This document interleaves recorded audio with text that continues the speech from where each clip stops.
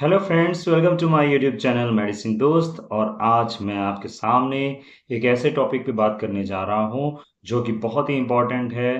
और हमारे किसी एक व्यूअर्स ने कहा था कि इस पे वीडियो एक जरूर बनाएं। तो चलिए स्टार्ट करते हैं आज का वीडियो।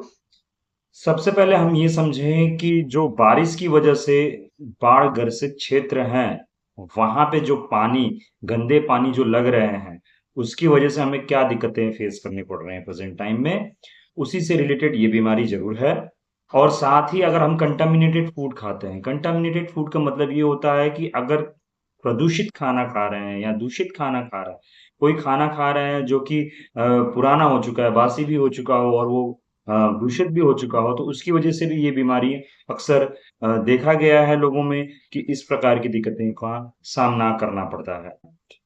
अब आप समझें कि टाइफाइड होता कैसे है। टाइफाइड एक्चुअली प्रदूषित पानी से, प्रदूषित भोजन से होता है, जिसमें एक सैल्मोना टाइफी नाम का बैक्टीरिया जन्म लेता है और यही बैक्टीरिया हमारे पेट में जाता है पानी के थ्रू और भोजन के थ्रू, और जाके बैक्टीरिया ग्रोथ करता है और हमारे शरीर की रोग प्रतिरोधक क्षमता को डिस्टर्ब करता है। अक्सर पेशेंट में देखा गया है बहुत तेज सर दर्द होगा, चक्कर सा आने लगेगा, हाई फीवर होगा।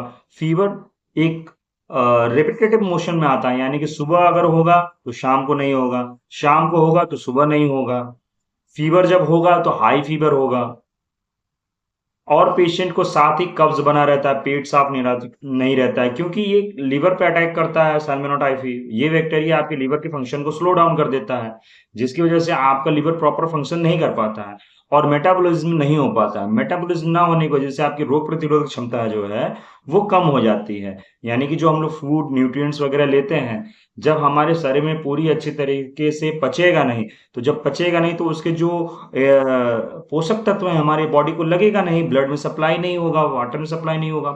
तो हम लोग क्या करते हैं, हमारी बॉडी क्या होती है कि रोग से, यानी कि बीमारी से, फीवर से या बाहर की जो बैक्टीरियाज आते हैं उससे लड़ नहीं पाते हैं।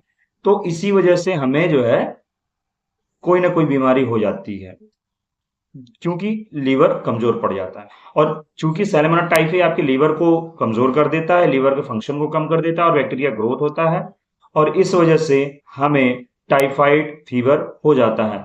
इस फीवर में हमें कौन सी दवा लेनी चाहिए, इसका एक फॉर्मुलेशन है। उस फॉर्मुलेशन में से एक दवा के बारे में आज हम डिस्कस करने जा रहे हैं। आज का टॉपिक है, इस सिलसिले में हम नेक्स्ट एंटीबायोटिक पे जा रहे हैं। अगर बाई चांस हमें ये दो चीजें जो पिछले एंटीबायोटिक्स आपने वीडियो में देखे, अगर ये दो एंटीबायोटिक्स नहीं काम करते हैं या कंडीशन ऐसा अलाउ नहीं करता है कि हम उस एंटीबायोटिक्स उस पर रेजिस्ट, यानी बैक्टीरिया रेजिस्ट कर जाता है। कभी कभी ऐसे पेशेंट्स देखने को मिलते हैं जिन पे जो पिछली एंटीबायोटिक्स आपको बताए गए हैं वो काम नहीं करते, असर नहीं करते, कहेंगे कि यार अब दवा कर रहे हैं लेकिन हमें फायदा नहीं हो रहा है।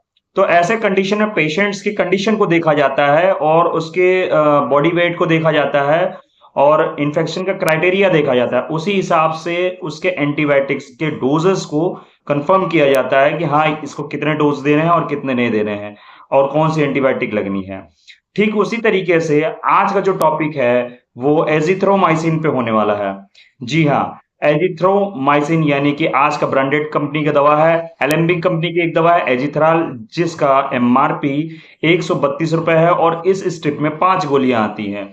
ये डोजेस डिपेंड करता है, जैसा कि आपका 10 गोली का भी स्ट्रिप आता है लेकिन उसमें 250 mg का रहेगा, 500 mg का नहीं रहेगा। उसमें कंडीशन डिपेंड करता है, पेशेंट को अगर सुबह शाम देना है तो 250 mg का स्ट्रिप रहेगा, और अगर एक ही टाइम देना है ओडी यानी दोपहर को देना है तो वो 500 वाला प्रीफर कर सकता है। तो चलिए, आज का टॉपिक है एजिथ्रोमाइसिन और आज का वीडियो हम स्टार्ट करने जा रहे हैं एजिथ्रोमाइसिन पे। तो बात करें अगर इसके यूजेस की, जैसा कि स्क्रीन में आप देख चुके हैं कि ये किस किस टाइप में आपको इसके पहले वाले एंटीबायोटिक्स जैसे थे उस एज इज इट, इसमें भी उसी टाइप के इन्फेक्शंस पे ये एंटीबायोटिक काम करेंगे। बहरहाल अगर कोई हमारा ये वीडियो पहली बार देख रहा है तो उस पे हम आपको फिर से एक बार और बता दे रहे हैं कि ये किस किस बैक्टीरियल इन्फेक्शन पे काम करेगा।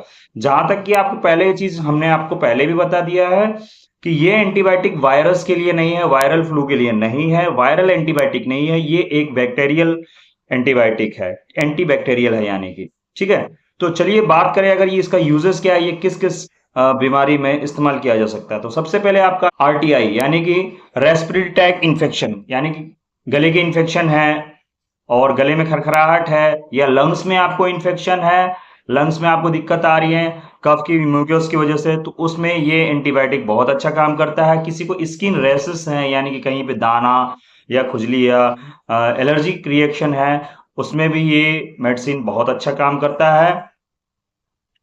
और अगर बात करें जैसे मान लीजिए किसी को आई इन्फेक्शन है, आई इन्फेक्शन में भी ये बहुत अच्छा काम करता है। ईयर इन्फेक्शन है, ईयर में आपको इन्फेक्शन है, उसमें भी आपको अच्छा काम करता है।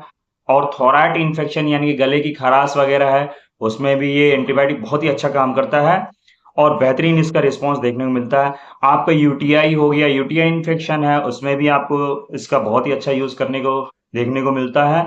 और आपके एसटीडी होते हैं, जैसे क्लीनमाइडिया होता है और ग्लोनोरिया होता है, उस टाइप के सेक्सुअल ट्रांसमिटेड डिजीज में भी इसका एंटीबायोटिक बहुत ही अच्छा फीडबैक देखने को मिलता है।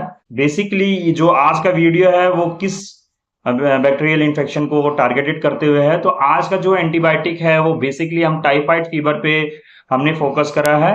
तो ये एंटीबायोटिक खासकर बैक्टीरियल इन्फेक्शन जो कि टाइफाइड फीवर थ्रू होता है उसके लिए आज का वीडियो है। अगर बाकी के बताए हुए एंटीबायोटिक्स पे अगर बैक्टीरिया रेजिस्ट कर गई है, तो आज का हम एंटीबायोटिक आपको बता रहे हैं उसका हम यूज अच्छे से उस पर कर सकते हैं। जैसा कि मैं अपने हर वीडियो में कहता हूं कि आप कभी भी दवा अपने मन से मत लीजिए। डू नॉट सेल्फ मेडिकेट मेरा एक कैंपेन है यूट्यूब का। मेरा मोटिव यही है कि लोगों को मुझे अवेयर करना है और साथ ही साथ ये भी बताना है कि आपको दवा अपने मन से नहीं लेना है। Do not self medicate. कभी भी आपको कोई परेशानी होती है, नजदीकी फार्मासिस्ट या डॉक्टर से कंसल्ट करके ही अपना दवा या मेडिकेशन स्टार्ट करें या लें। ठीक है, तो चलिए, ये तो हो गए इसकी यूजेस के बारे में।